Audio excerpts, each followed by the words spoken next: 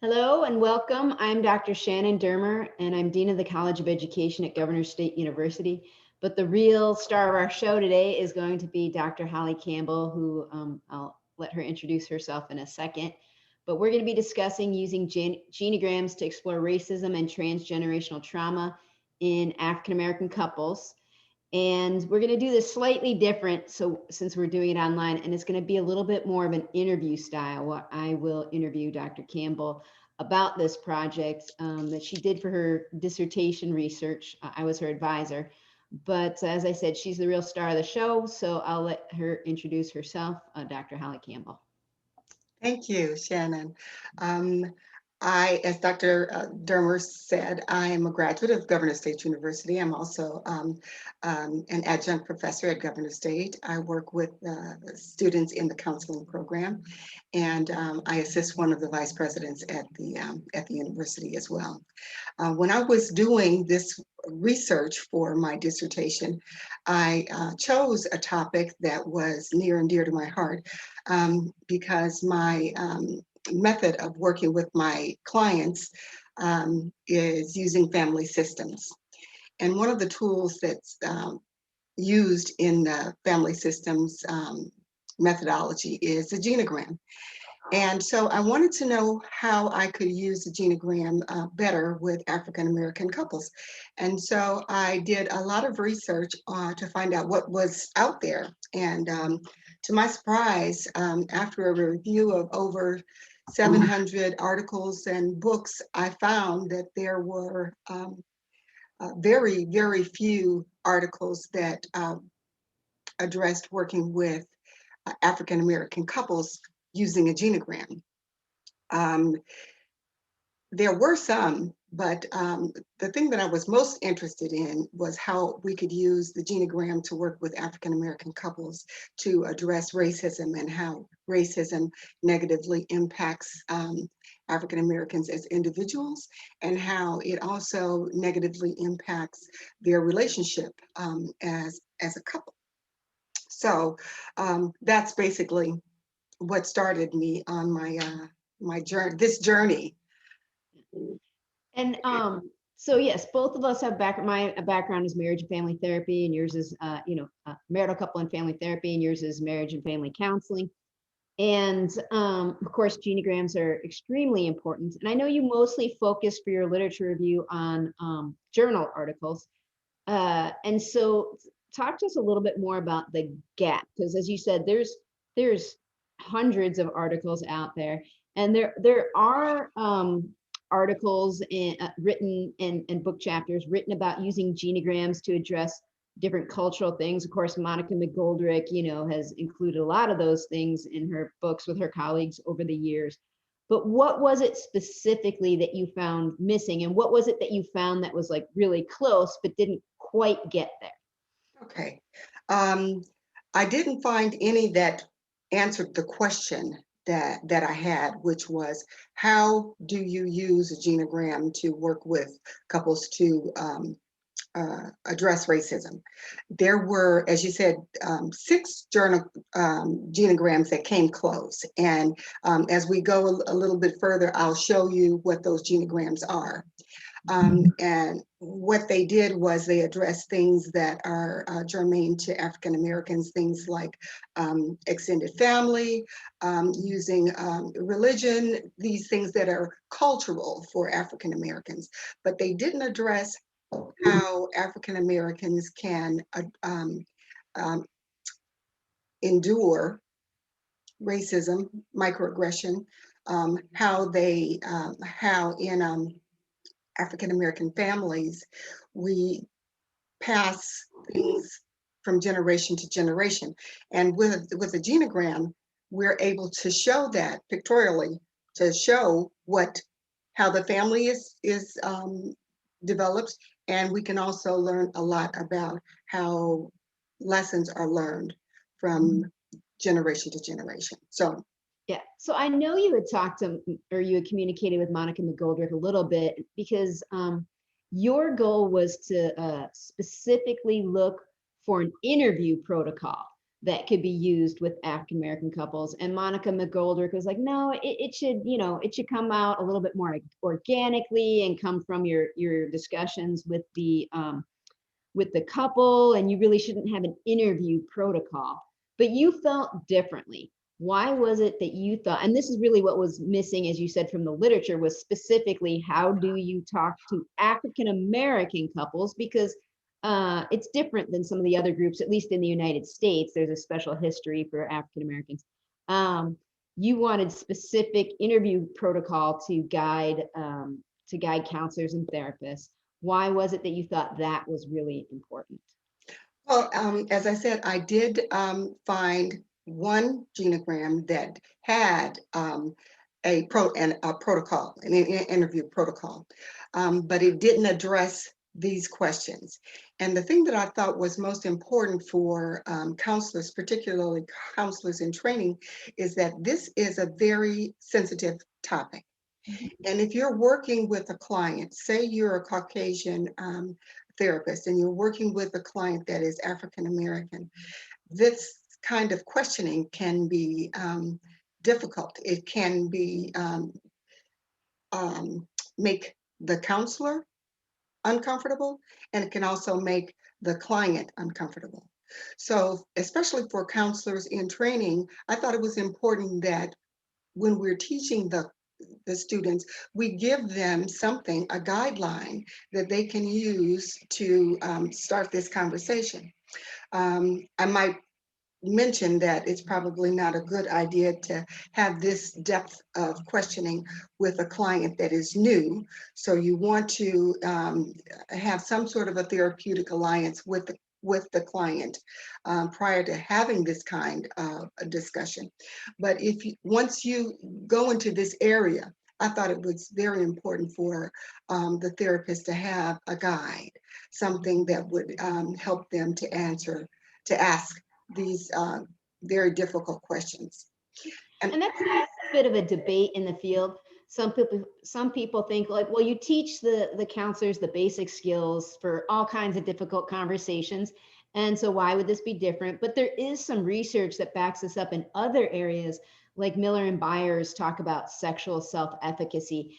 And they say that there are particular topics as racism, or sexuality that are so specific and do make people so uncomfortable that they've found in their research that there does need to be specialized training on those topics, that the general training doesn't necessarily, isn't as always helpful as it could be or should be. And so there is some research to kind of back this up, that there should be maybe specialized genograms that aren't just on like trauma or cultural background, but to have a specific one like you're talking about, and then specific questions which you couldn't find.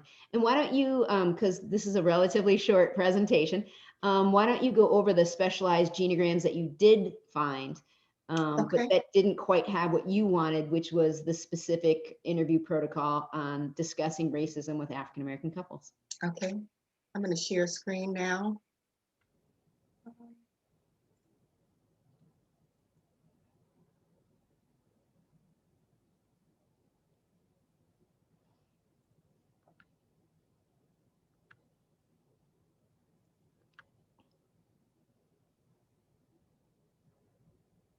Okay.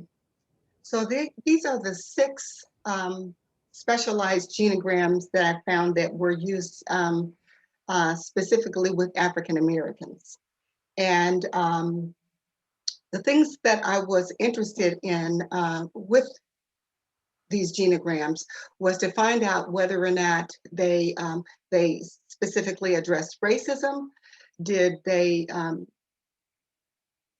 cover the cultural context? Did they have questions? Did they explore family history? And I'm going to minimize myself so that I can see this, and so that they can explore, or whether or not they explored social political context, because microaggressions, racism, and systemic racism in particular are things that are very difficult to discuss. So the 6 genograms that I found were the cultural genogram. That one was specific to African American culture. spirituality genogram. That one focused on spirituality in the African American family. The critical genogram, that one focused on socioeconomic, well, the socio-political environment. The African American genogram, that one was more of a cultural one as well. The family integrated genogram, that one focused on the extended family. And then the transgenerational trauma and resiliency genogram. All of these addressed things like culture and the family history, but they didn't all necessarily touch on racism. And for those few that did have questions, those questions were not specific to racism and how you addressed racism and racial trauma with the client. I'm going to stop sharing. Okay. And so, yeah, the African American genogram, it was interesting because I think that was the one that did have the specific protocols. Yes. Specific interview questions you could ask. And it was a really good, article. But interestingly enough, it had stuff on like spirituality and strength-based and, extended family, but they did not address racism in there, which of course for African Americans, for Blacks and African Americans in the United States, is a big deal. And you did this research actually before this last year where there was the Black Lives Matters movement, and it really brought things to even more to the forefront to the general public of that racism still exists, even though we've had an African American president, and there's been a lot of movement forward. It doesn't mean that that their lives aren't still affected on a daily basis and their relationships by discrimination, racism, and oppression. Yeah. And there, I do want to mention too, there is the focus genogram book, but again, and they have lots of different types of genograms that focus in on different topics, but again, nothing specifically on racism. There was one on like trauma and violence, but again, you wanted something specifically to address this topic, especially if it was a cross-cultural therapeutic relationship where that person wasn't African American.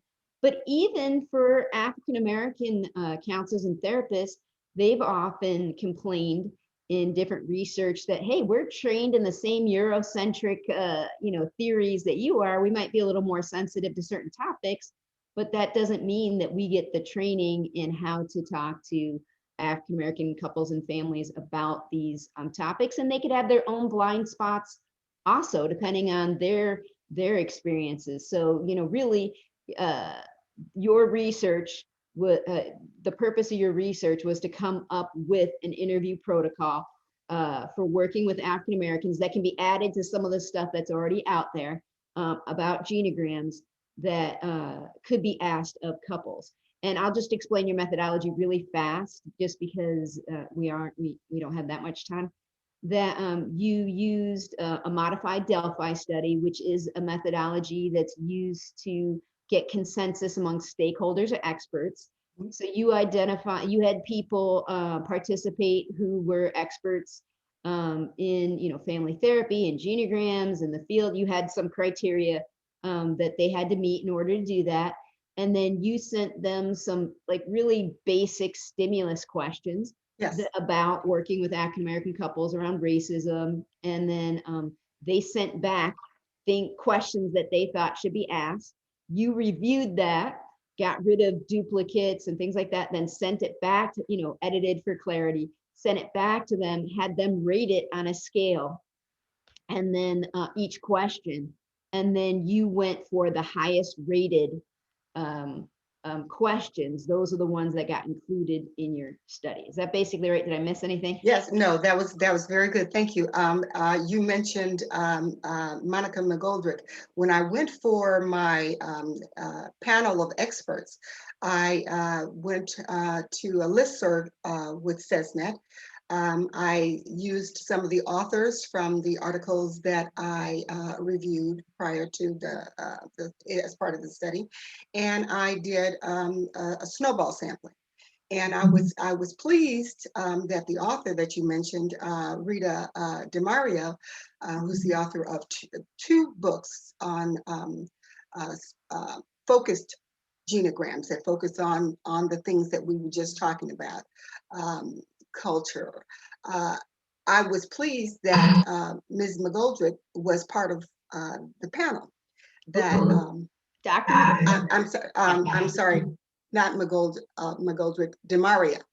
Rita Demaria was part of the panel. So I had, as you said, a demographic that they had to meet in order to be part of the panel. They came up with a total of 120 questions. From that 120 questions, it was reduced down to 81 once we got rid of duplicates. And then my study was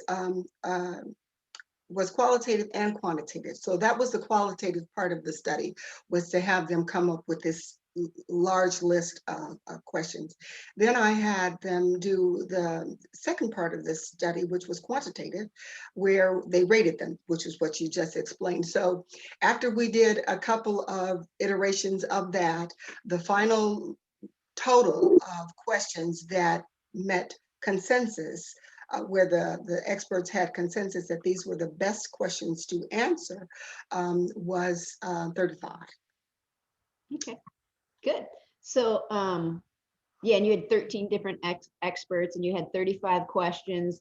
Now, just to clarify, and I'd like you to share your screen again. I can talk while you're sharing the screen so they don't Okay. of what the actual 35 questions were that you ended up with. And I want to emphasize that it's not that a counselor or therapist has to ask all 35, but at least, you know, it can they can review it and ask some of the questions, and then let the follow up, as you do with genograms, you know, come up based on your interactions with them. But at least this would give you, in reviewing these different questions, would really orient you toward exploring the impact of racism on a couple, how they deal with that. Do they talk about it? How do they protect each other from the impact? We know from research that there's a lot of minority stress that happens that impacts their relationship. Individually, it impacts them, impacts their relationship, their family. And so these are questions that help them to explore how their individual lives been impacted, how has their couple lives been impacted, what do they do to help soften the blow and create a safe space for each other, or what in emotionally focused therapy they call like a safe haven from the outside world. So why don't you review the 35 questions that the experts decided on? Okay. Let's go to the group. I think this is the first one. All right, so describe your earliest experiences of race. How was race discussed in your family? What messages did you receive from your family or interactions outside your family about being African American? What stories about racism have you heard from your family? How has racism affected your relationship or the relationships of your parents, grandparents, as an African American couple? What are some of the differences between the issues you face with racism as a couple and those your grandparents might have experienced? What conversations do you and your children have about being African American?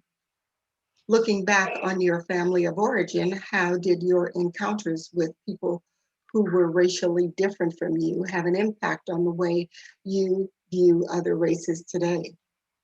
And I just want to point out, you categorize these into different areas, you know, the intergenerational, how you learned about it, your current experiences with racism, and they'll see the others as you go on. But you did kind of group them into similar questions. Yes. Current experience with racism.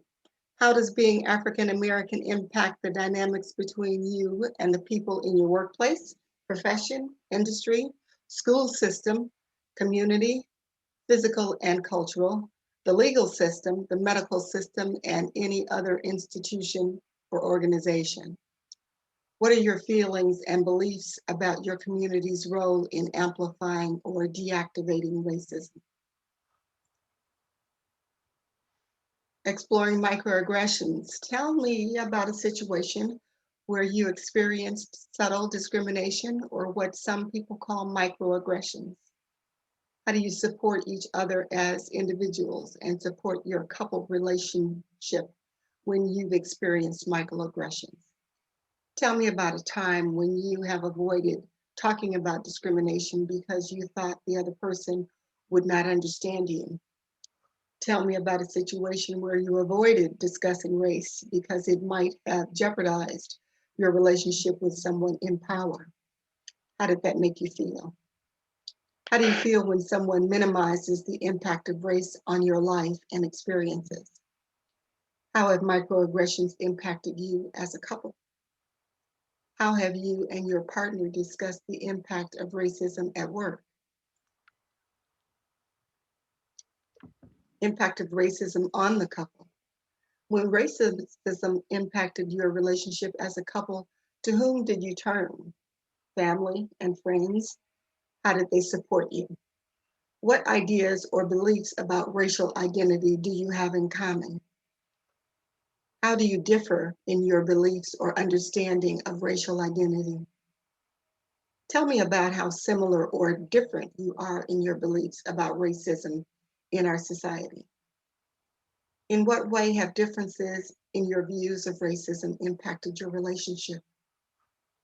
How important is it for your spouse to understand the racism you face every day? Why? How do you protect you and or your partner from racist experiences? And this was a general open question. The others were specific, but this one was just whatever question they came up with. Describe how your career has been influenced by racism. How do you think African American couples are portrayed in the media? What do you think are some of the societal messages about African American couples? What are some techniques or skills you use to cope with racism? How does racism affect your finances? Describe a traumatic experience of racism that you or your spouse or family have experienced. How has that experience impacted you?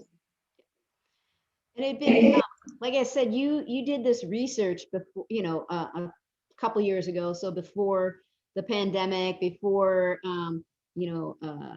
before maybe the former President Trump was, talking or not talking about some of these racial things before Black Lives Matters.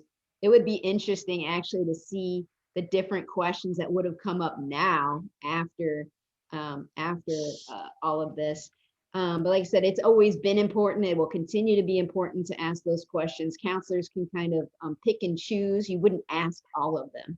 But I imagine there would have been some additional other questions in that a lot of yours focused in on how you and your family or you and your spouse or partner, the different things that they experienced. But I imagine that a lot of African-American individuals, couples, and families might now talk about vicarious trauma, that it didn't actually happen to them, but being traumatized in some of the conversations they had by witnessing some of the things that were caught on police cameras and in the protests and the riots, and not just what they witnessed, but how also society reacted to it, blaming the protesters instead of focusing in on what they were, protesting. Some people did, Yes. So I imagine we don't have too much time, but I am curious about how you think, because you've experienced a lot through your life, you've witnessed a lot throughout your life.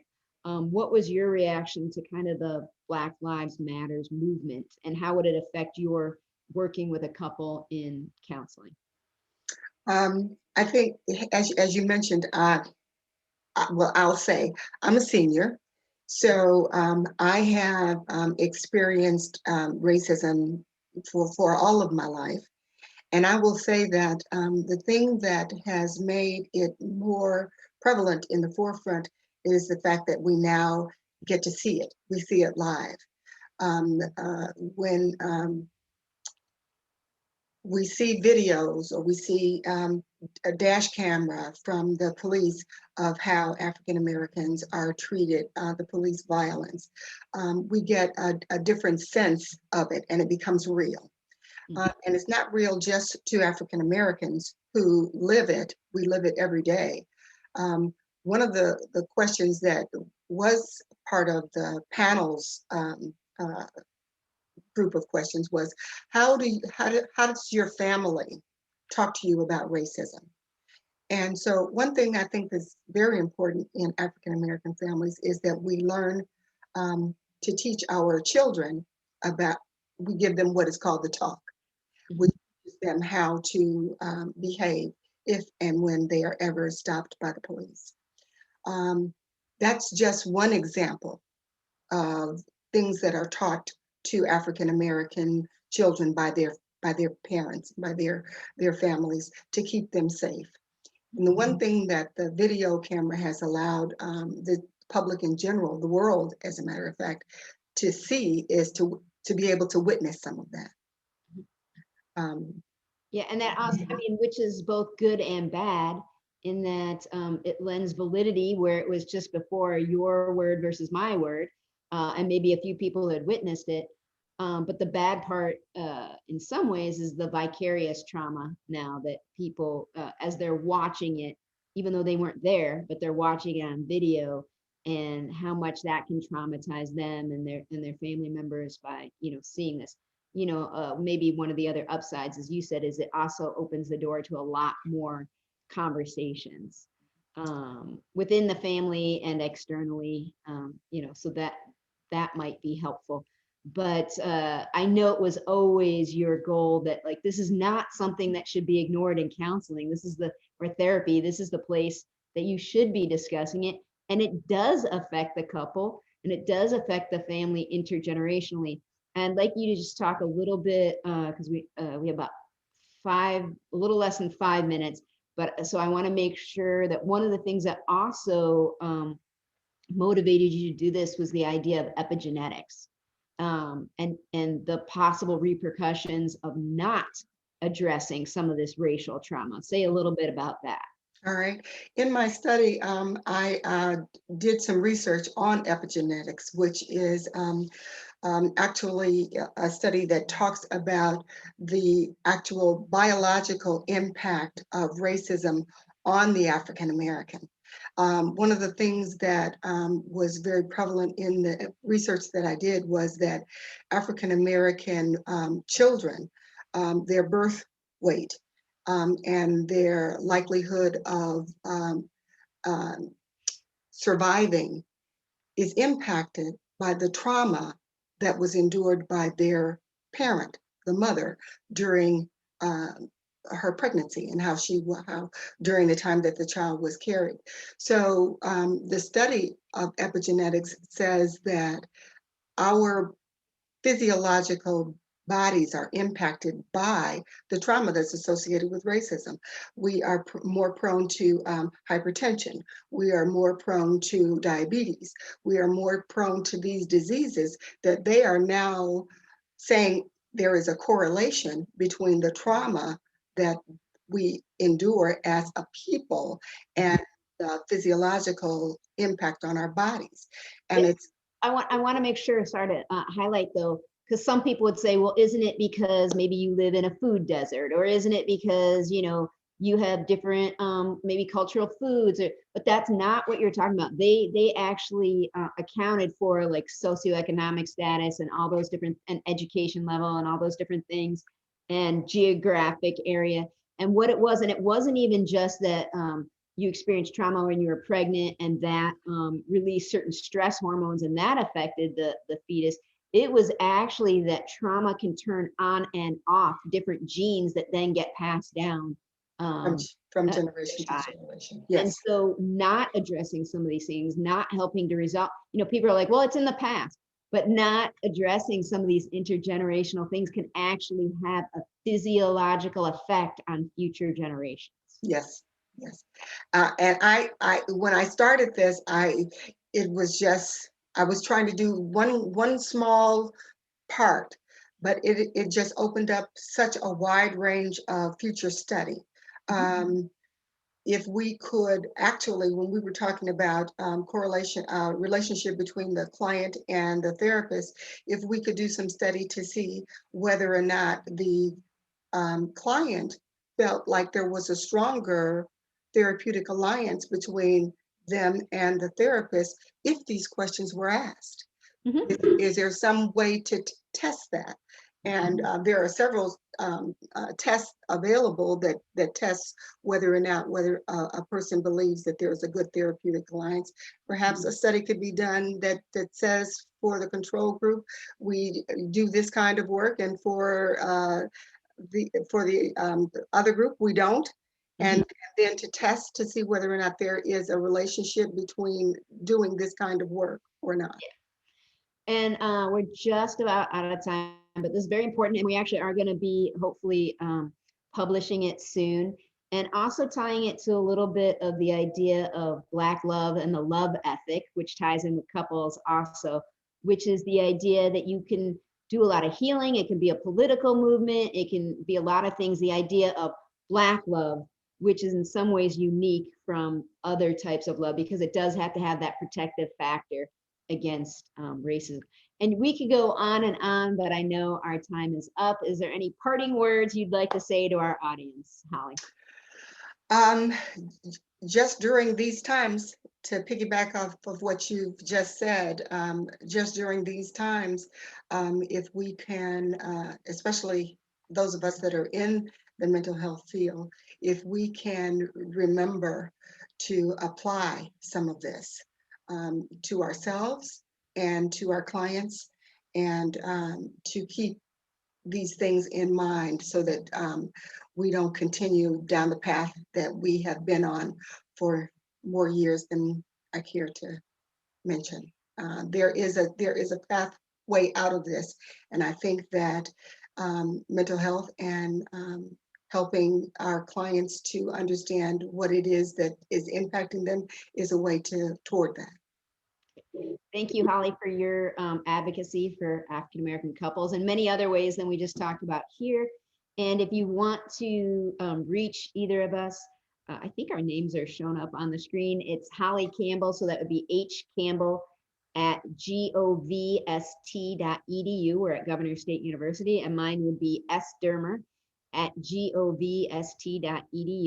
And you could reach out to us for more information if you'd like. We hope you learned something from this and that you will be discussing this topic with your African American couples and families. Thank you. Thank you.